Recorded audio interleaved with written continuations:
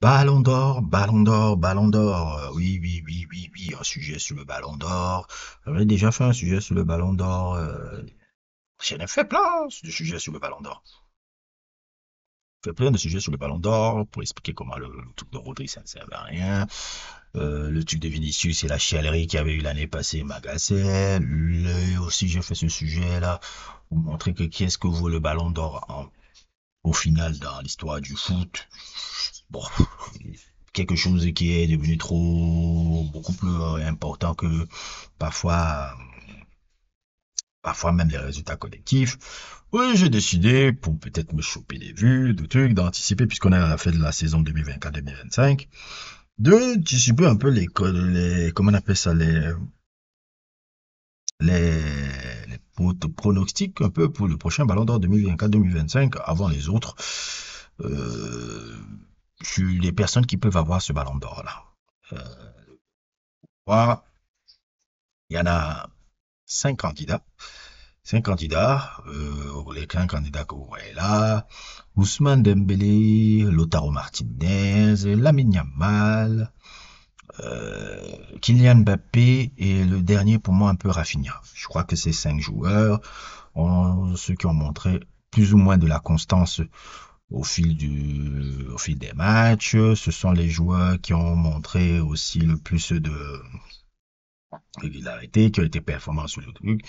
Et sur ces cinq joueurs-là, je pense qu'il y aura un qui sera ballon d'or. Donc, je vais prendre individuellement chacun de ces joueurs et faire un peu ce que je pense un peu par rapport à la chance d'avoir ce titre-là. Et c'est un peu un petit jeu que j'ai décidé de faire pour m'amuser un peu, faire du contenu un peu amusant un peu sur du football, parce que je pense que je n'avais pas fait.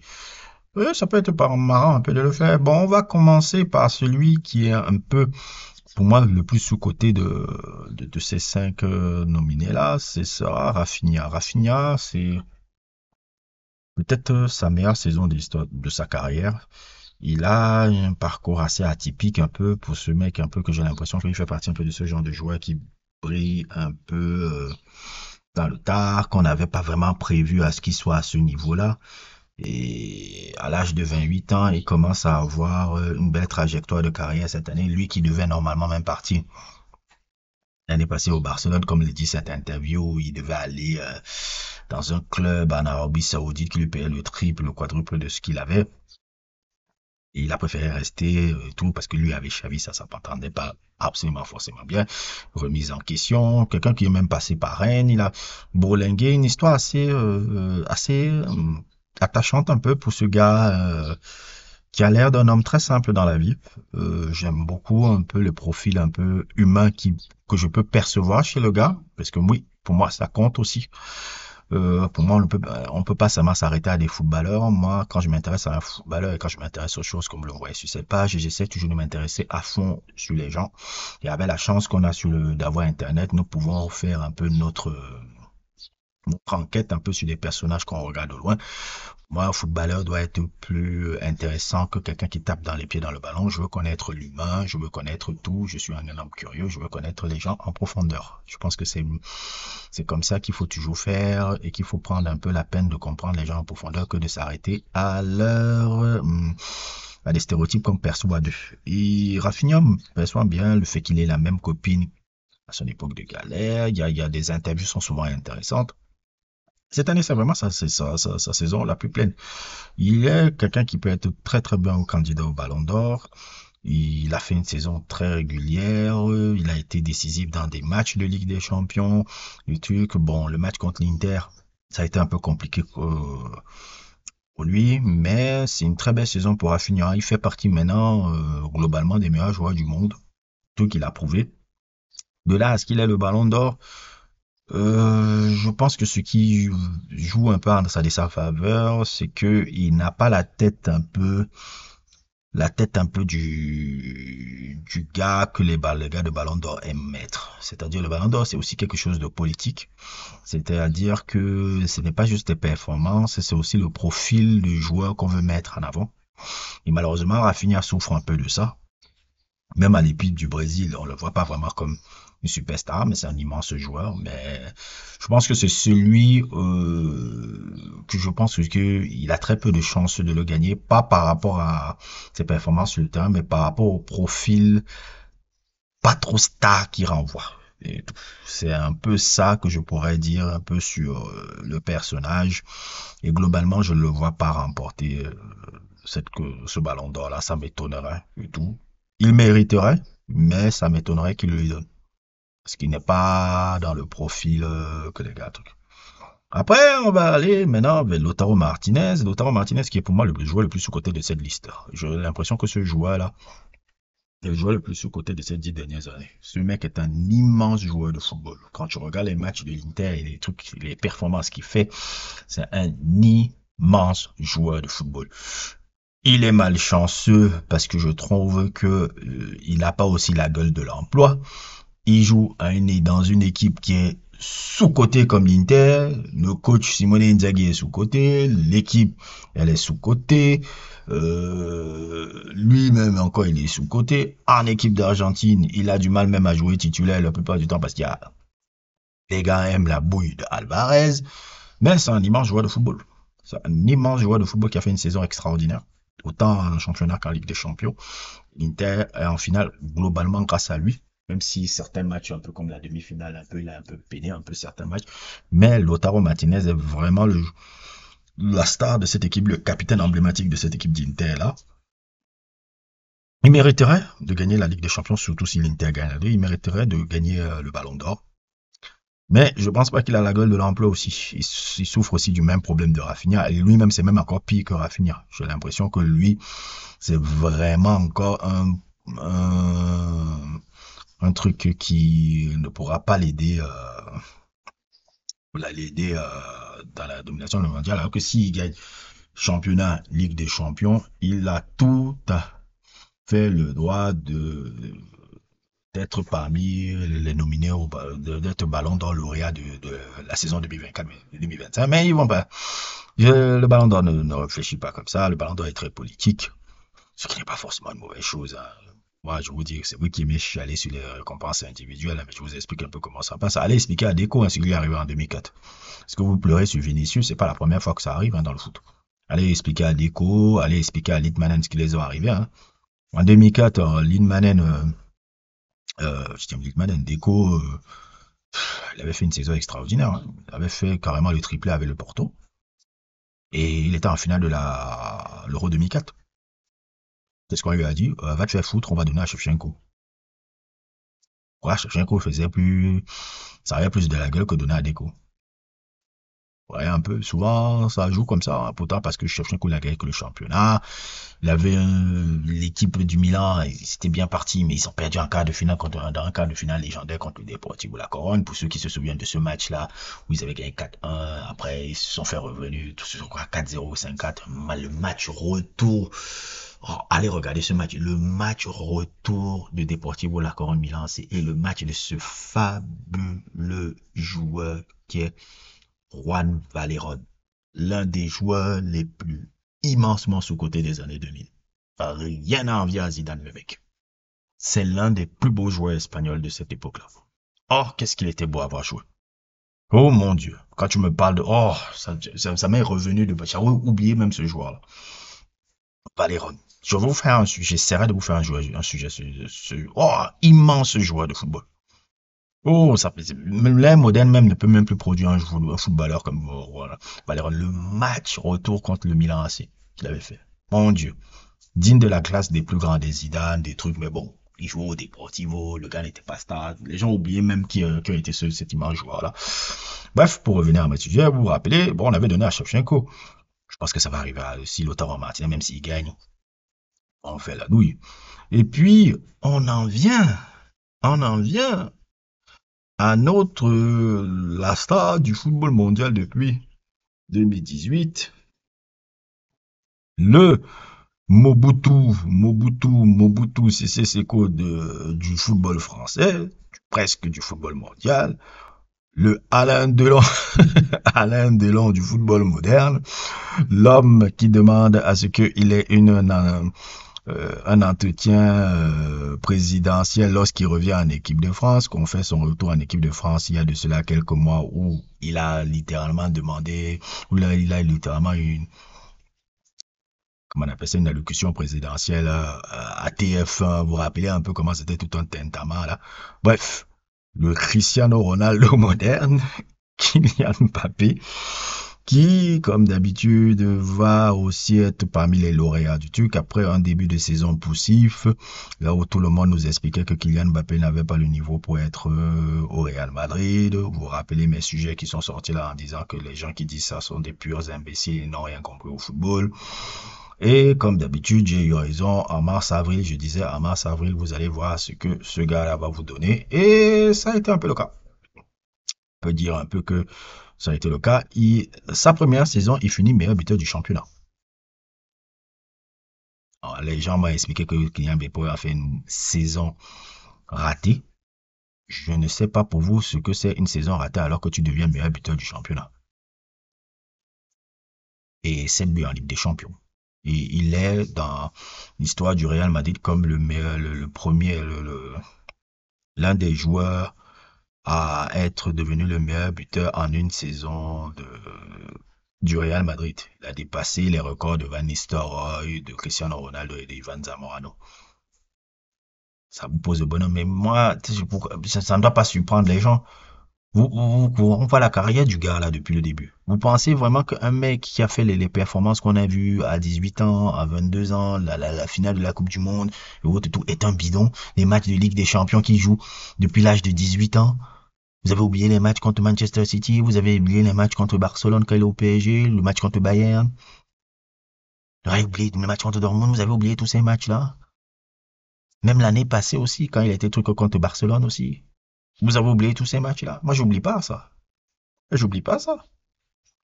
Et vous voulez, en septembre 2024, quand il vient dans un nouveau club, me dire qu'il est déjà bidon, il est surcoté. Non, mais arrêtez, les gars. Arrêtez, les gars. Une saison individuellement réussie. Elle a été réussie. On peut même dire aussi qu'au cours de la saison, il a gagné 2 titres. Ça compte, ça vaut ce que ça vaut. Super Coupe d'Europe et Coupe du Monde des clubs. Ça, c'est quand même un palmarès. On ne crache pas dessus. Crache pas dessus. La plupart des matchs de Classico, c'est lui qui a plus ou moins toujours surnagé, même dans le fameux 4-0, là où il avait déjà marqué, mais on avait refusé le but. Il a marqué dans tous les Classicos. Mais Barcelone les a dominés.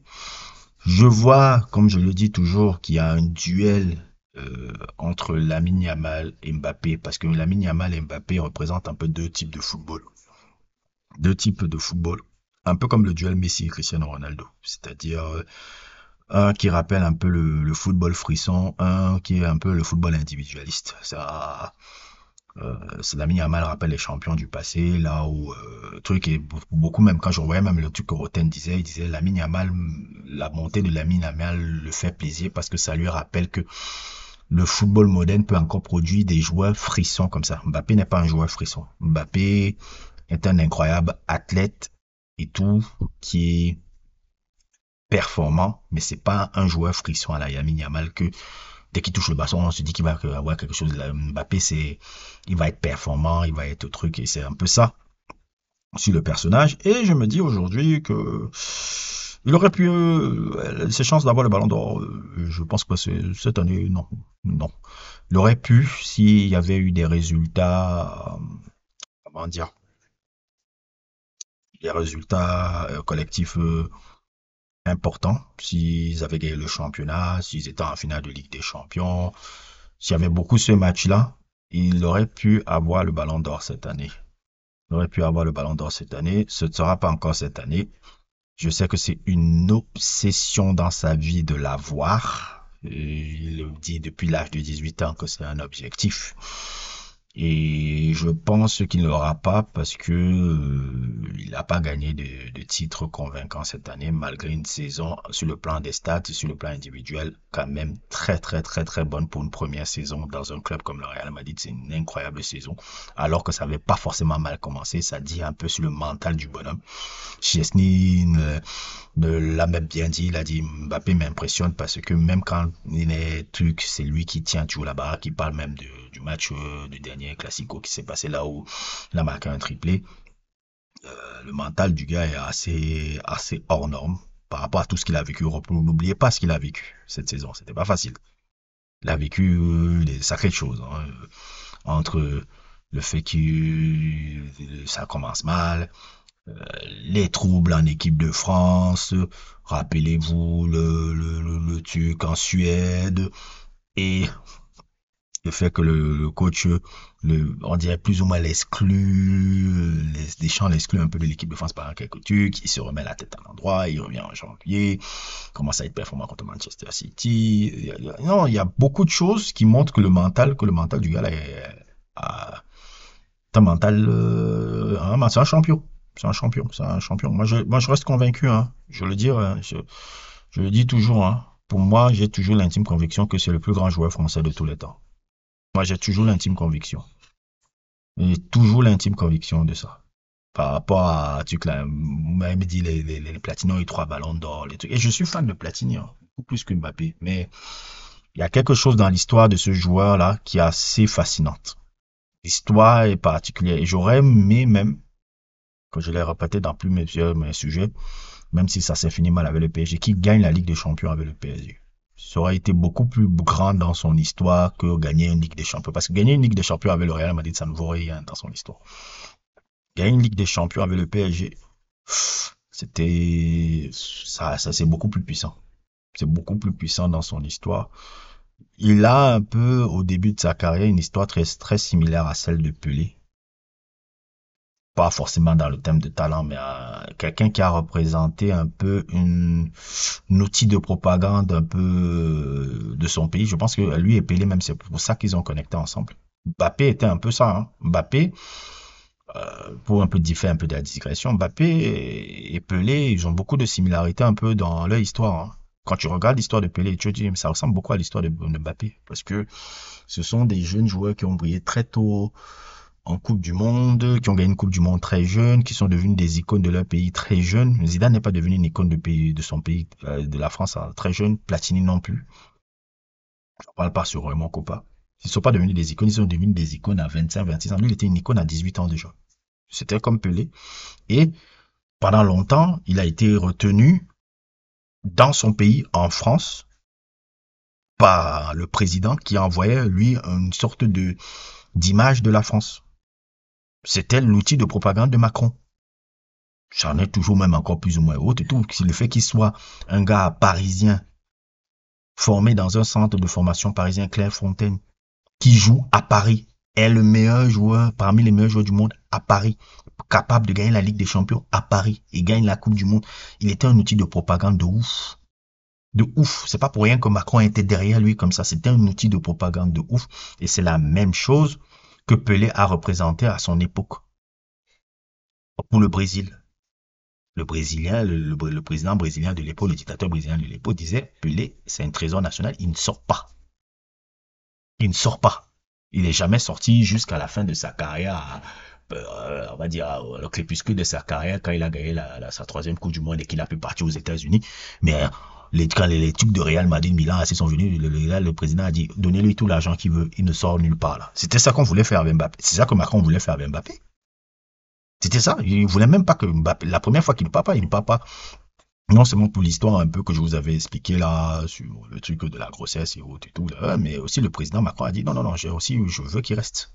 C'était ça a truc qu'il a appelé pour lui dire que tu dois rester pour les Jeux Olympiques, pour les trucs. Au type pour Zidane et Platini n'ont pas eu ça.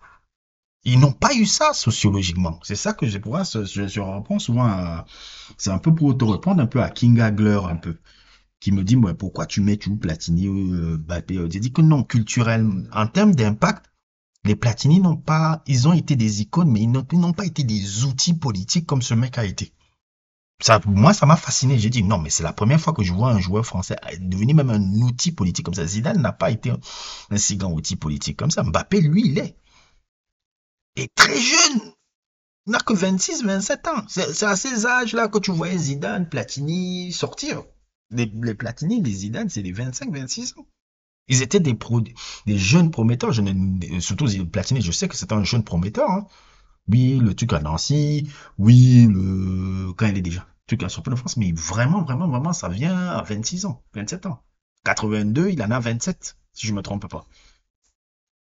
Là, Mbappé, il a 26 ans. Tu as dit, ah, la carrière, il peut arrêter sa carrière là. C'est déjà une carrière de ouf. C'est ça que je veux dire un peu sur le personnage. Le personnage a représenté quelque chose de très fort. Très fort. Et quand il était c'était un outil politique. J'ai dit, merde, j'ai pas vu un truc comme ça depuis Pelé.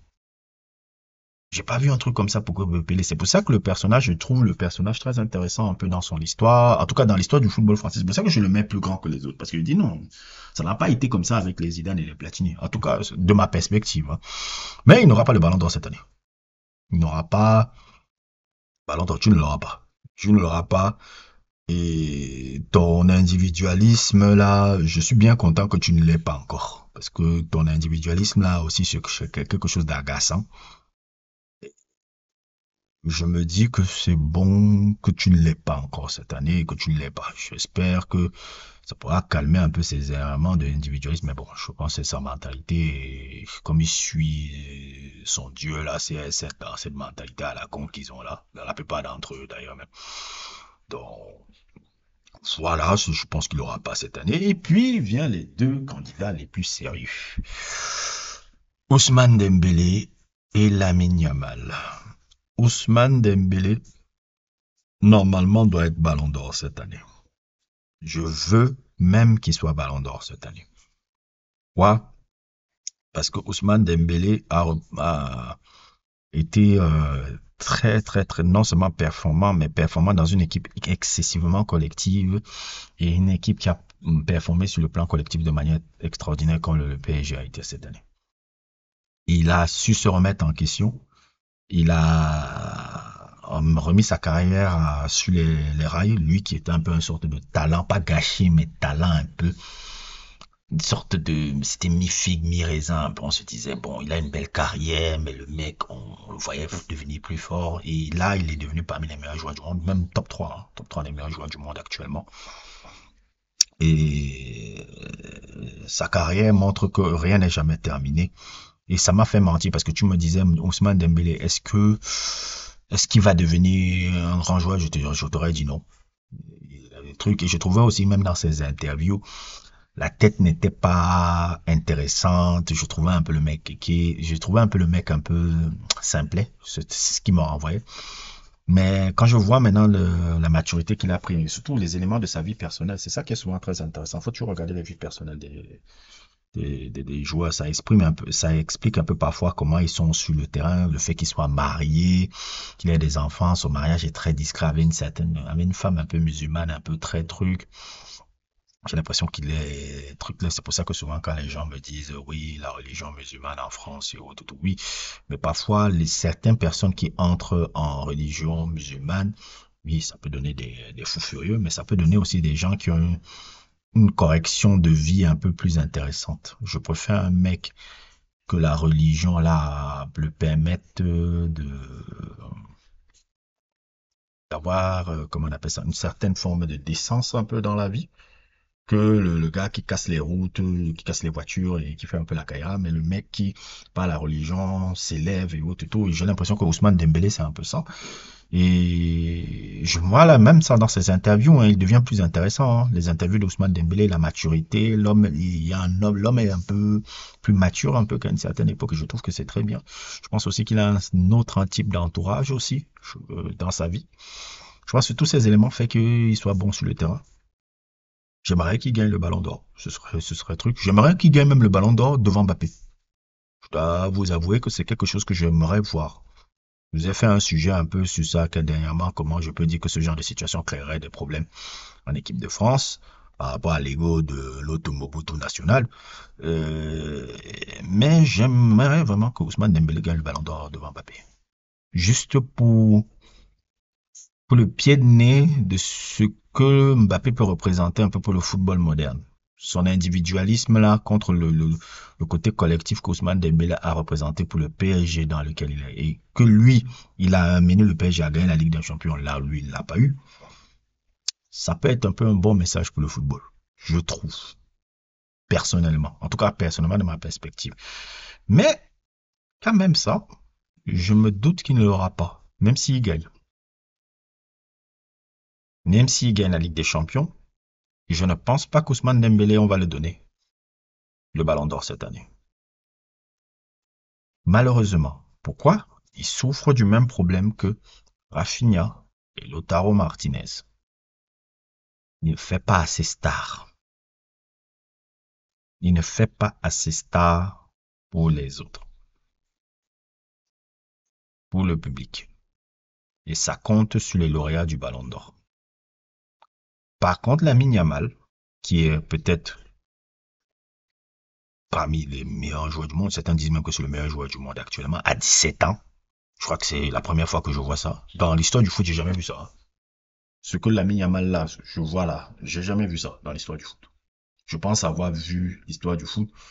On va me dire Pelé, à 17 ans, il était truc. Pelé à 17 ans était un jeune prodige, mais il n'était pas parmi les meilleurs joueurs du monde. Pelé à 17 ans, 18 ans, c'est les grands joueurs de l'équipe du Brésil qui gagnent en 58, c'est pas Pelé, c'est Didier et Baba. Et Pelé est un peu le troisième larron. Pelé est un peu le troisième larron prodige, un peu qui fait un peu souvent la différence de temps en temps, mais c'était pas la star de l'équipe. La star de l'équipe, c'était Didier et Baba. Pour ceux qui parlent souvent un peu le truc comme faut vous intéresser à l'histoire en profondeur. Mais Lamine Yamal, j'ai jamais vu ça. Même Messi à 17 ans, c'était pas ça. C'était incroyable, Messi à 17 ans, 18 ans. Ne vous méprenez pas. Messi même, sa première saison pleine, ça a 19 ans. À 2006, et mais il se blesse en quart de finale contre Chelsea, le match retour, je pense. Il ne participe même pas à la finale de la Ligue des Champions. Et après, il y a la saison 2007 où il est extraordinaire à 20 ans. C'est là où Messi devient un monstre. La saison 2008 est un peu plus compliquée. Et après 2009, vous savez qu'on va pas refaire l'histoire. Il avait 21, 22 ans, il devient ballon d'or à 22 ans. Mais Lamine Yamal, j'ai jamais vu ça. Il a 16 ans, 17 ans. Il est déjà parmi les meilleurs joueurs du monde. Il a déjà gagné l'Euro. Il a déjà un palmarès qui se fournit à l'âge de 17 ans. Deux Ligas, Coupe d'Espagne, un Euro, un champion. Attends, il y a quelque chose de super, Coupe d'Espagne. Il y a déjà un palmarès de ouf, là. Le mec a failli gagner la Ligue des Champions cette année. À quoi ça se joue, le match contre l'Inter? À un poteau. Parce que souvent les gens disent, ouais, le Barça, oui, ça se joue à un poteau. Imaginez que dessus le match, le truc, quand il mène 3-2 là, et que Lamine Yamal marque son but, il y a une occasion à la 92e minute là où il tire sur le poteau là. C'est une autre histoire. Le mec là, j'ai jamais vu ça. Moi, j'ai jamais vu ça. Je vous assure, pour avoir vu le football, même Ronaldo, le Brésilien, le R9, qui est un phénomène de malade. À 17 ans, 18 ans, il était ouf à zéro. Il y a 20 ans qu'on le voit vraiment au PSV, où il est extraordinairement monstrueux. Mais Lamine Yamal, c'est à 17 ans. Il n'a même pas encore 20 ans. En 2020, en 2030, en 2036, il aura que 28 ans. Et il fait déjà passer Mbappé comme pour un vieillard. Ce qu'il fait à son âge là, j'ai jamais vu ça dans l'histoire du foot. À cette dimension-là, il est déjà le meilleur joueur de son équipe à 17 ans. C'est lui qui fait la différence tout le temps. Dans un style qui provoque des frissons, voilà, qui est un joueur du passé, hein. C'est pas un joueur, c'est pas un enfant de Cristiano Ronaldo, hein, celui-là. Non, non, ça c'est un mec qui il sort du passé, hein, un style qui peut rappeler Neymar, Gaucher et Robben et tout. Parfois aussi un peu Messi, mais surtout Neymar et Robben. Dans son style, il me rappelle un peu ces mecs-là. Que tu sais qu'il va faire cette action-là, tu vas faire cette action-là, mais ça va toujours entrer son truc là où il va toujours pas le frapper. Tu sais qu'il va le faire, mais tu peux pas l'arrêter. Tu peux pas l'arrêter. Très fort, une confiance en lui incroyable. Et aussi une belle vision du football. Le football pour lui, c'est un jeu. C'est vraiment pas comme Mbappé. Le football pour Lamine Yamal, c'est un jeu. C'est même pas un truc sérieux pour lui. Ça me plaît, ça. Un jeu et aussi quelqu'un qui est concentré pour les victoires collectives et pas forcément pour comment on appelle ça, les récompenses individuelles. Je pense que le ballon d'or, il s'en fout complètement. Il s'en contrefou, il veut gagner. Mais il veut pas que forcément le gagner, le ballon d'or, il dit rien. C'est gagner les Ligues des Champions, gagner collectivement, dans une idée de jeu particulière. Ben, faut un enfant de la Masia, quoi. Les mêmes idées, là. Lui, il n'est pas du tout dans l'individualisme de notre Coco Mbappé, là. C'est pour ça que je les oppose tout le temps. J'ai fait un sujet qui montre que je les oppose tout le temps. Ça, c'est deux philosophies du football. À 18 ans, Mbappé disait déjà, je suis candidat au ballon d'or. Lamine Yamal, quand tu lui parles de ballon d'or, il s'en fiche. Il s'en fout complètement. Et ça me plaît. C'est pour ça que je dis, ce que Roten disait sur le personnage, je trouve ça très très beau. Que c'est quelqu'un qui peut représenter un peu pour les jeunes Gen Z, que le football peut être... Lui, c'est un génie.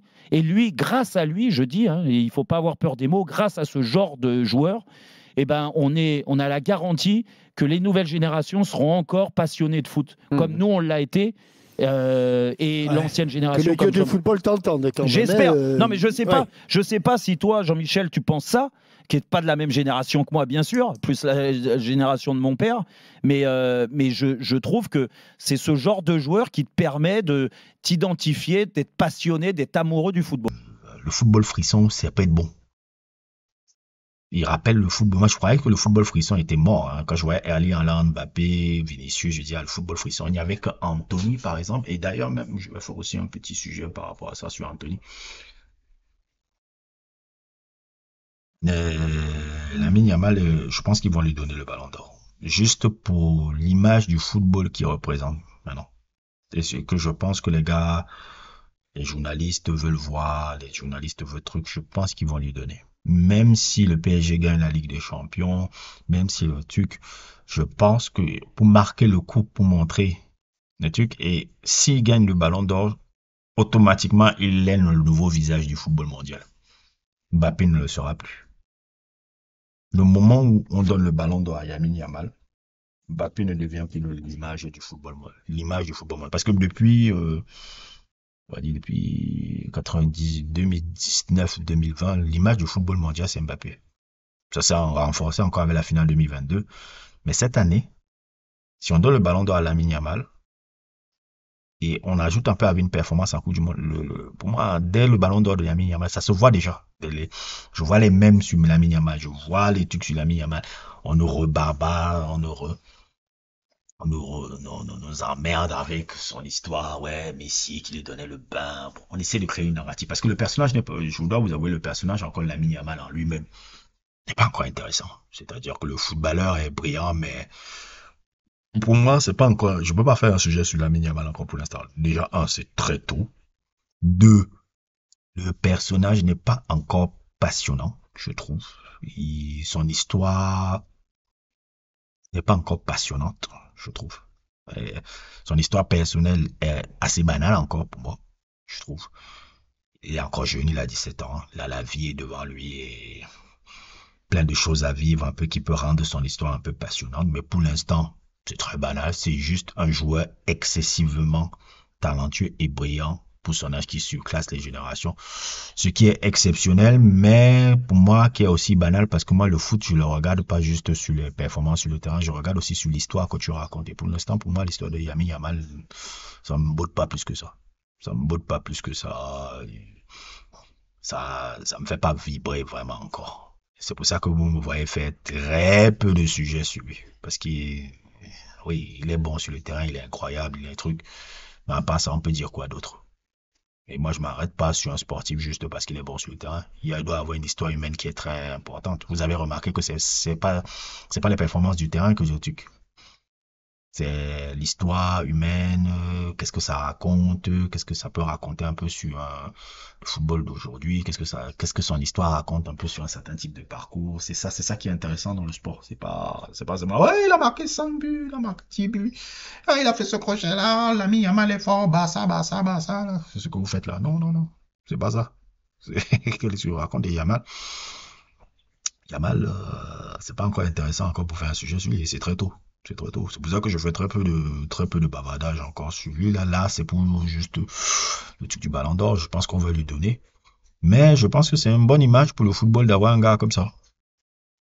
Et je pense que c'est les gars du France Foot, c'est ce qu'ils vont faire pour marquer le coup, pour dire ah ok on va donner pour que Lamine Yamal soit le Ballon d'Or à 17 ans, les performances, le truc, le football frisson qui nous rappelle un peu, c'est ça un peu que ça risque de se passer.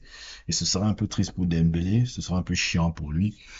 On va encore aller dans des polémiques inutiles de nous dire oh Dembélé méritait le Ballon d'Or la demi-dernière, il a mis Yamal, le Ballon d'Or ne vaut rien, bla bla bla bla bla bla. Les gens vont chialer encore pendant 3 semaines, 4 semaines sur une histoire qui n'est pas si dramatique au final. Voilà, moi je pense que Lamine Yamal sera Ballon d'Or cette année. On va lui donner. On va lui donner, qu'importe que Dembélé gagne. En tout cas, j'aimerais que Dembélé on lui donne, parce que je trouve que ce serait mérité. Un truc que j'aime, pour moi, l'histoire personnelle de Dembélé est un peu intéressante maintenant. Lamine Yamal, mais on va si Dembélé gagne la Ligue des Champions, Lamine Yamal va avoir ça. Lamine Yamal, je vois déjà ça, on dit ah, j'ai même vu un article Eurosport qui disait Dembélé Ballon d'Or de raison, Lamine Yamal Ballon d'Or de frisson. Ça dit tout. Ils vont le donner à Lamine Yamal. Juste pour que ça représente un peu le type de football que les gens défendent. Bref, c'était un peu mon bavardage de trucs sur le Ballon d'Or. Je pense que les trucs. Je vais mettre un peu aussi petite truc et voilà. Je pense c'est tout. Je pense c'est tout. Bref, n'hésitez pas à liker, n'hésitez pas à vous abonner et à plus pour d'autres aventures.